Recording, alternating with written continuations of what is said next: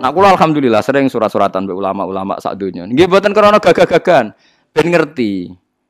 Ya menyen iku tugas ulama ngerti ngeten-ngeten. Lan sampean di guru kula kudu syukur, kula cek waras, cek konsultasi, cek. Artinya tak pikir nyen ilmu tenan.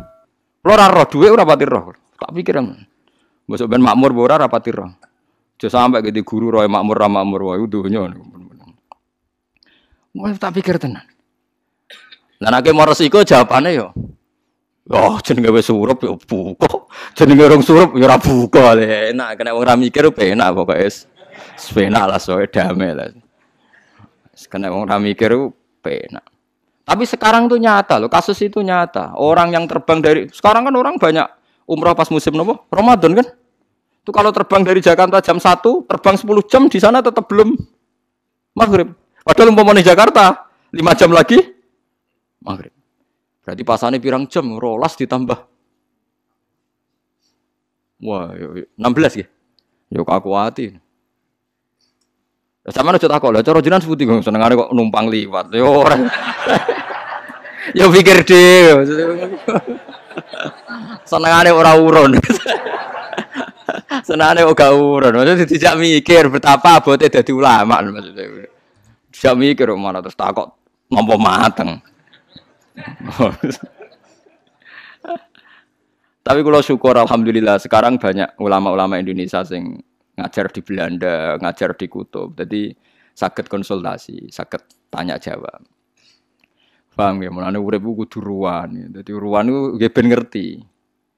Mulane Sayyid Muhammad tuh nate teng New York. Nggih Sayyid Muhammad sing terkenal. Itu ternyata arah New York dengan Ka'bah itu pas atas bawah. Jadi 180 derajat. Jadi bumi kan bulat bola. Ada arah itu kan kalau rubuk atau nisfun. Nah itu pas. Misalnya Ka'bah di atas, Amerika pas di bawah. Atau Ka'bah di bawah, Amerika pas di atas. Lha iku salate madhep ngulon tangitan. Wis gak ono arah. Apa ngabrek misalnya.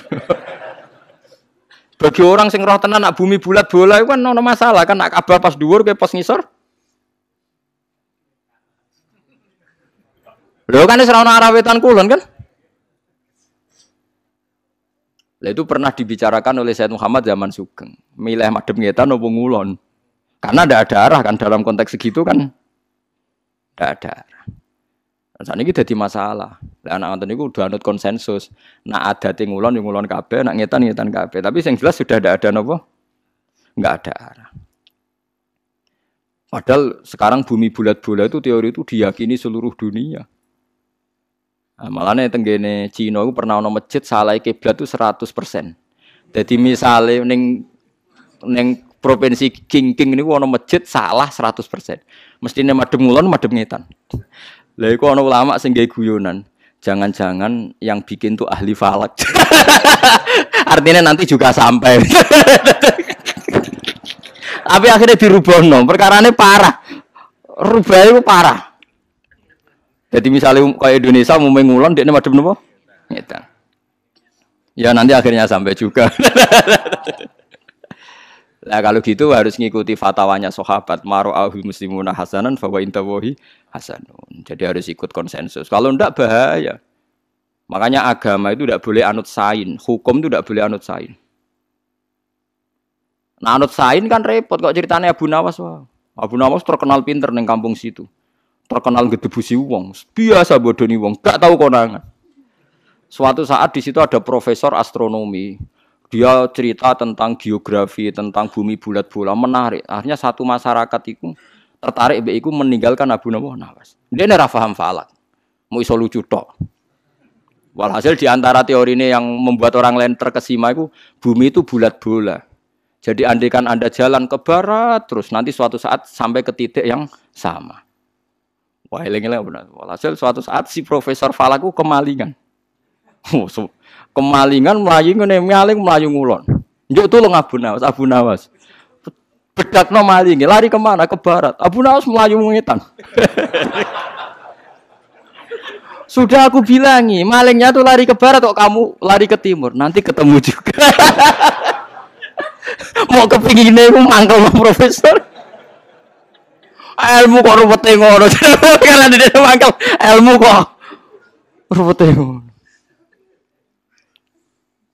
Lah coba bayangkan kalau misalnya kiblat kita pakai teori itu kan dalam konteks Indonesia kayak madhep ngulon, kayak madhep ngetan kan sama. Wah, itu kan ngerusak agama. Lagi pentingnya ilmu itu gak iso ngalahno hukum. Ya ilmu ora iso ngalahno napa hukum. Kula bersaksi ning ngarepe Allah Subhanahu wa taala, nak ilmu iku dienggo rusak agama. Tapi hukum tanpa ilmu ya goblok. Lha iku hebate Rasulullah sallallahu alaihi wasallam. Suatu saat itu ada perzinaan sing jelas perzinaan. Jadi Hilal bin Umayyah wa fi riwayatin Uwaimir di bojo nakal. Dikne roh tenan nak bojone dikeloni wong liya. Sing ngeloni jenenge Syarik bin Sahma. Niki kula terpaksa nyebut jenenge wong sekliwat ae. Ada ning hadis yang disebut, mari etika ilmu hadis harus sebut. Pokoknya tersangkane Syarik bin Sahma. Walhasil akhirnya Hilal matur ya Rasulullah bojo kula niku. Pertama dekne takoki ngongkon tiyang, ya Rasulullah bagaimana andekan ada seorang lelaki roh sing wedok dikeloni wong liya terus piye? Nabi pakai standar hukum, al-bayyinah wa illa khudda ala dzahri. Kamu harus pakai saksi, kalau ndak kamu tetap tak had qadzaf, nuduh orang zina. Ya Rasulullah ku nyata kok kan sempat bantah wonge. Ya Rasulullah kula ngundang papat sedeng bar. Padha wae ora ono seksine. Ya ora, pokoknya gak roh kabeh ya tak had. Ya sudah akhirnya keputusannya kalau enggak ada saksi 4 sing roh langsung enggak bisa diterima. Sudah. Wong iku mulai Nabi ne wong akeh ya. Nabi ne wong akeh ngendikan lucu. Sahabat-sahabat itu ngendikan ngene. Kulo aja apal lafate, sebagian riwayat lafate ngeten. Iku kok delok anake wae. Ya saiki semeneng ae jeng delok anake wae. Ingka nak akhalal ainen, nak mripate iku akhalal ainen. Pokoke mripate apik ganteng. Akhmasas saqain. Wentise ngene, sakon niku napa cara mriki? Gares niku nggih. Terus khot lajas saqain. Pokoke Nabi ngendikan beberapa kriteria akhalal ainen. Terus beberapa ngendikan bokonge ngene. Sampai Nabi nyebut beberapa kriteria 3 jelas. Bentuke alis, bentuke bokong, bentuke sakoen. Detail. Nak ngono tenan fawali Syarik bin Sahma, berarti anake demenane, anake pilih. Tapi nak ora ngono ya anake Hilal jarene. Saya pernah ditanya ketika rame-ramenya dulu di Mahkamah Konstitusi, itu kan ada seorang pejabat itu terkenalnya punya will entah dineka entah enggak. Walhasil si pejabat tadi mati, terus willnya ini berhak waris apa enggak karena anaknya mirip si pejabat tadi. Nah, tapi keluarga pejabat ini tidak mau ngaku. Lah itu waris enggak gitu. Padahal bukti nikah enggak ada. Walhasil itu rame di Jakarta. Akhirnya kiai-kiai Jakarta sebagian terprovokasi pakai DNA. Kalau terbukti ya waris, kalau enggak. Nah, itu menurut saya tidak bisa. Asal enggak ada bukti nikah tetap dia ada anak yang sah. Tapi Nabi enggak anti ilmu. Lha iku hebate Rasulullah sallallahu alaihi wasallam. Jadi hukum be ilmu iku benten. Kalau balin malih hukum be ilmu niku secara sains kalau bentuknya begitu, secara DNA begitu itu meyakinkan anaknya si A. Tapi itu tidak bisa merubah hukum. Itu hebatnya Rasulullah, yang ngendikan hukum, tapi yang ngendikan ilmu. Paham ya? Itu Rasulullah, yang ngendikan hukum, yang ngendikan apa? Ilmu. Ya, tapi kita kan nggak secerdas Rasulullah, malah ngendikan hukum saja. Misalnya sholat, yang nganggo hukum, buat orang Indonesia itu kudu madhep ngulon, titik. Karena kayak nganggo ilmu. Bedanya apa tuh madhep ngulon mbek ngetan? Nanti kan ke titik sama. Wah, ya kacau. Jadi hukum harus fauqal ilmi. Hukum harus di atas napa? Ilmu. Mergo kena nuruti sains niku ora ono bari. Nggih, napa ora ono bari. Jadi iki pentingnya ngaji. Terus kowe aja geman muni sithik-sithik dalil qala Allahu taala wa fil hadis sahih. Masalah iku makna sing salah iku napa? Makna.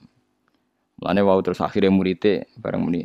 Pokoknya cara aku ora mungkin, bareng muni cara aku itu langsung muni. Alhamdulillah perdebatan ini selesai. Jadi ternyata dekne mau bantah mergo gurune sithik-sithik qala Allahu taala. Lha iku sing mari muridé ra trimo. Pangeran udah dicangking-cangking.